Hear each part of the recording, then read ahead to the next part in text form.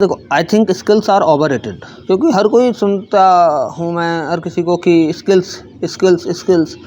यार स्किल्स से ज़्यादा इम्पोर्टेंट है करेज, क्योंकि अगर करेज नहीं होगा तो तुम्हारी वो स्किल्स एक सैलरी या एम्प्लॉय ही बन के रह जाओगे स्किल्स के दम पे।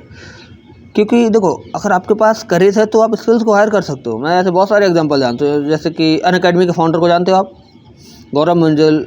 टीचर नहीं है, अनअकैडमी पे आपने उन्हें कोई क्लास लेते हुए देखा है IIT जेई की या नीट की या फिर UPSC जो भी एग्ज़ाम्स होते हैं? नहीं ना।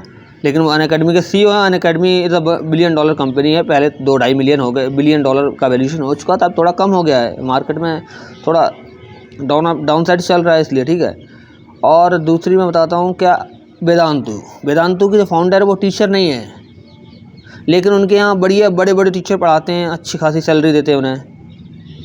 तीसरा एग्जांपल और देता हूँ, बायजू के फाउंडर शुरुआत में टीचर थे, लेकिन उन्होंने जैसे ही कंपनी खोली फिर वो टीचर से हट गए, बड़े बड़े टीचर्स अपनी कंपनी पे ऑनबोर्ड करे, उसके बाद कंपनी चलाई। 26 बिलियन डॉलर इंडिया का सबसे हाईएस्ट वैल्यूशन था स्टार्टअप का, लेकिन अब तो ख़त्म हो चुकी है। मतलब ख़त्म क्या, बैंकिंग इंसॉल्वेंसी का प्रोसेस चल रहा है।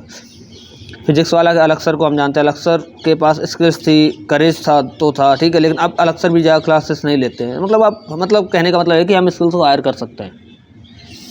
अब हमें बताओ कि देखो, एक आध एग्जांपल मैं तुम्हें और दे सकता हूँ, जैसे कि जो फाउंडर हैं उनके वो उस सेक्टर से नहीं आते हैं जिसमें वो काम करते हैं। ये तो चलो एक एग्जांपल बताऊँ, जीरोधा का नाम सुना है?